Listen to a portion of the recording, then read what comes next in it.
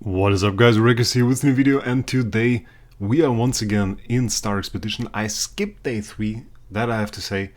We are now on day 4. What I did on day 3, and what is very important and you should do as well, we started off by clearing area 6 on day 2, and on day 3 I went ahead and I cleared area 5 and 7, and that is important because there are actually challenges associated to that. Let me check that.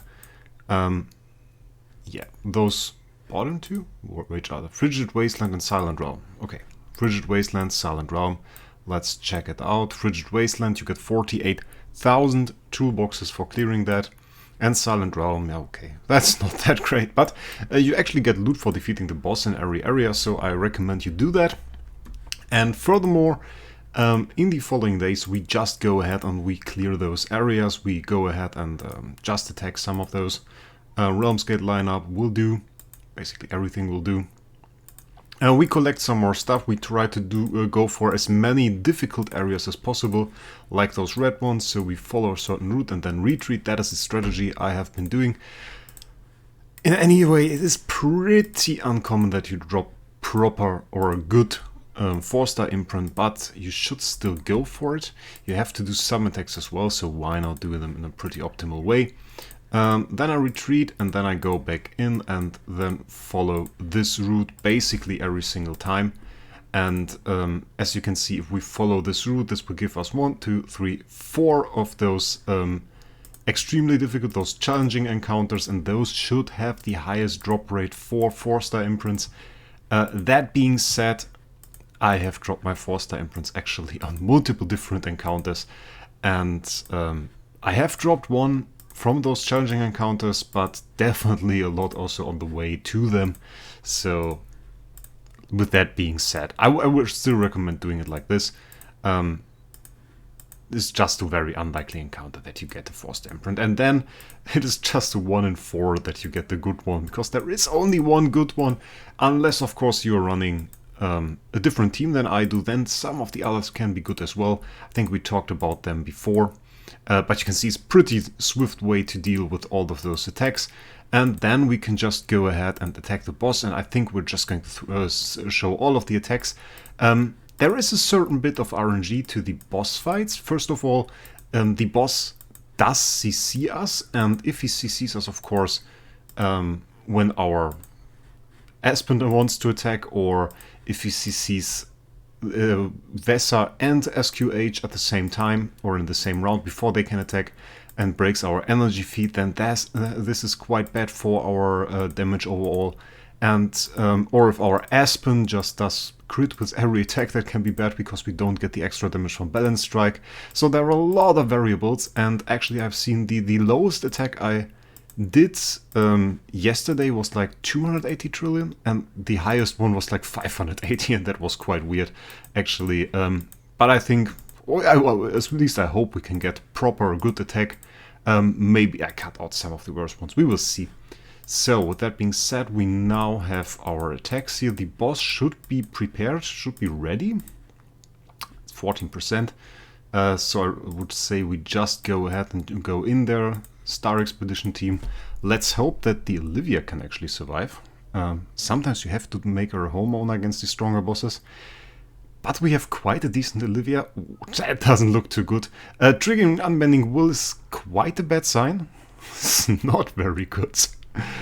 Not that I'm really comfortable with her life at that point. But then again, the first round is the one where you definitely take the most damage. She can die though in a situation like this if we if our energy feed breaks and she doesn't attack, or our Vesa doesn't attack and give her a new shield. That can all be pretty bad. I see that we have a small speed problem with the MFF though.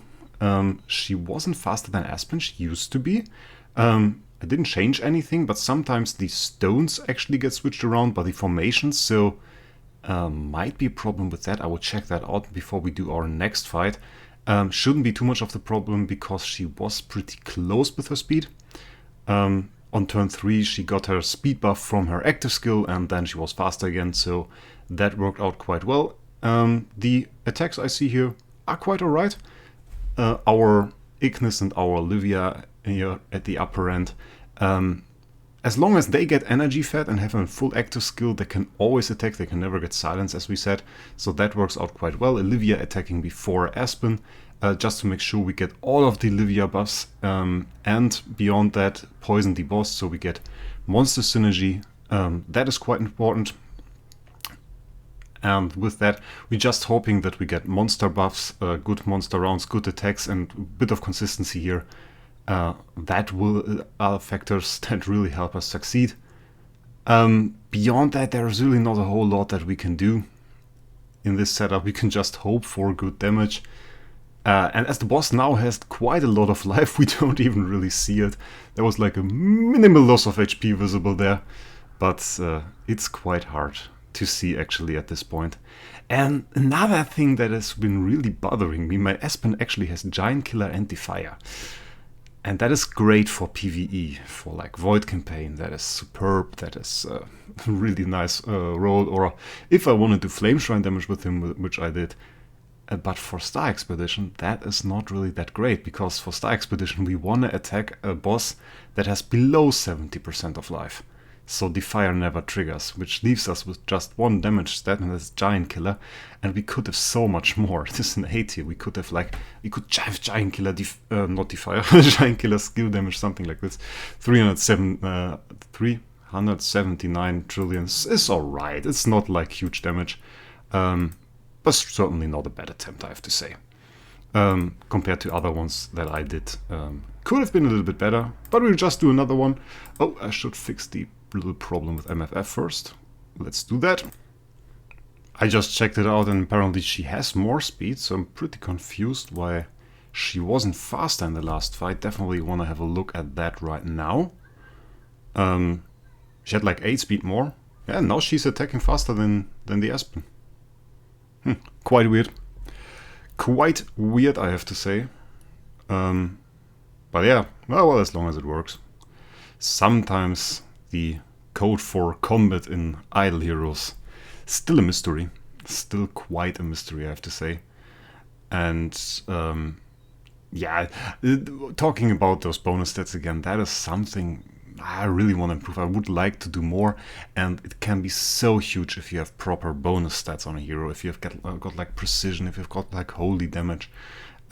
Stuff like this can really be insane, and we have this wonderful A copy of Aspen, and just not making use of 2 of 3 stats feels bad. But then again, I don't want to roll away the Giant Killer. The Giant Killer, even though it doesn't help us for Star Expedition, is such a huge step for all those bursty clips. You've seen so many clips of Aspen on my channel doing huge bursts, bursting down enemies in tower, bursting down general Realms Gate. We have done all of that with Aspen, and stuff like this is mainly made possible by the combination of Giant Killer, Defier, and of course huge stats.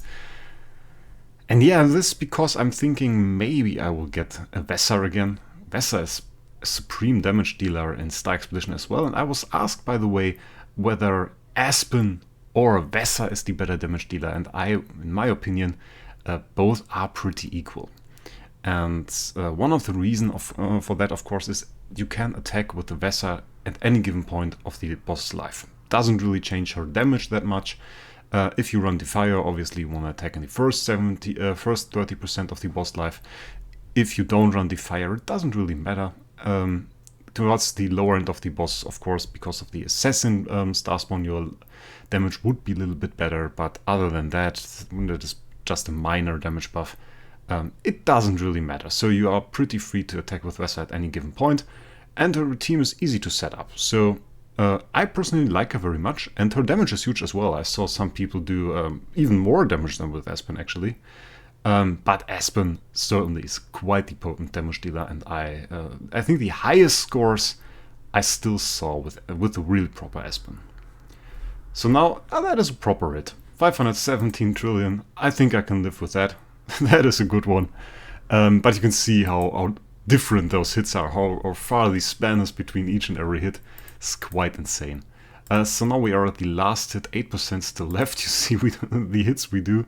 And still there is boss life left. Still there is boss life left. Those bosses have so much life towards the end. I didn't quite catch which boss this actually was. But as we are on day 3, it's probably one of the lowest ones. So another sad thing with Aspen, and I think with Wraec as well, most of the sublimations they have don't really do a whole lot. The active skill sublimations on Aspen, of course, yeah, those are nice, but all the other ones are mainly targeted towards CC and getting buffs through CC. And yeah, you can't really do that here, can you? You don't really have any enemy that you can see. The Star Expedition boss is really a boss, which is, by the way, an interesting thing. The game has some enemies it considers a boss, and bosses can't be CC, they just are absolutely CC immune, and some enemies that are no bosses, mainly the older ones, like older enemies like the Broken Spaces. Well, I say bosses, but they are no bosses. The Broken Spaces enemies, while they look like bosses, they are not considered bosses, so you can CC them with the Starwing Jara, for example, with enough control immunity offset. That is indeed possible. Here that is not the case, so sadly we can't make use of all those nice sublimations that Aspen has that allow him to gain a ton of buffs through CCing enemies, which would be great, by the way, if that would be possible.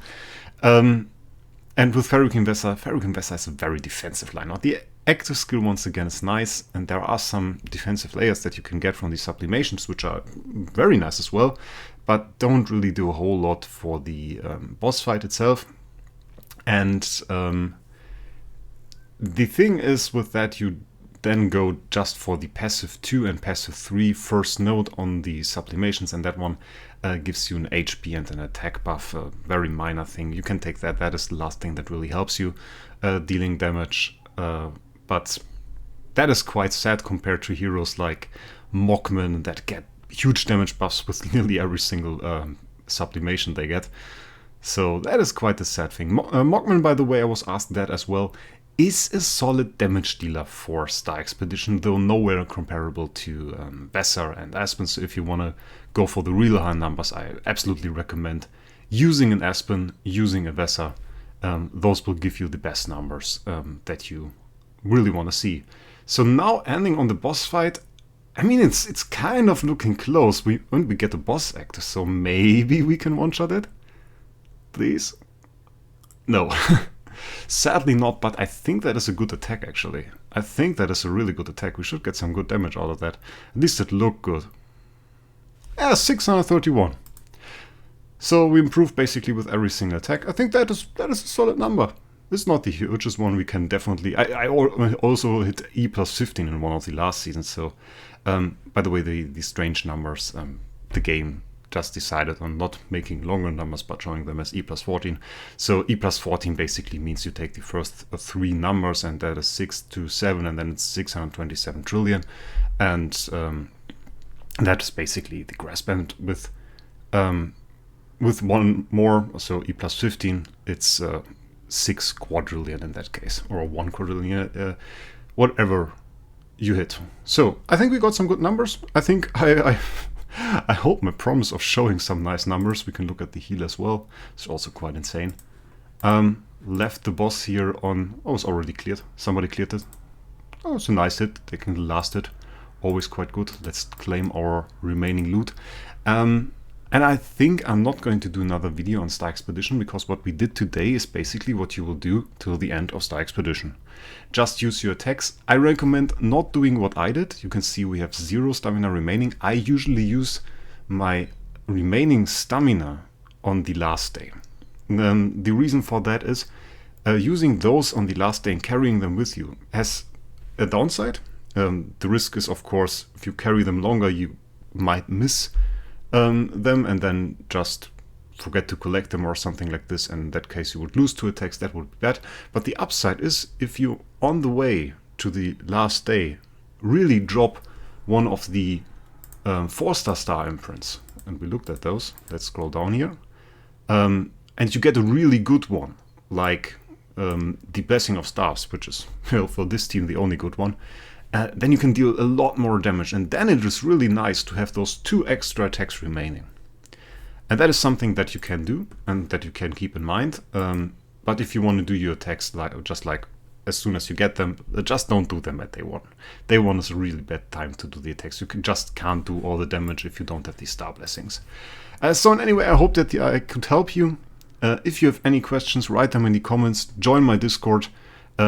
We answered a lot of questions about Star Expedition, I think, in recent days. Some team tips, something like that. And I would wish you guys a great week, and we will see us in the next one.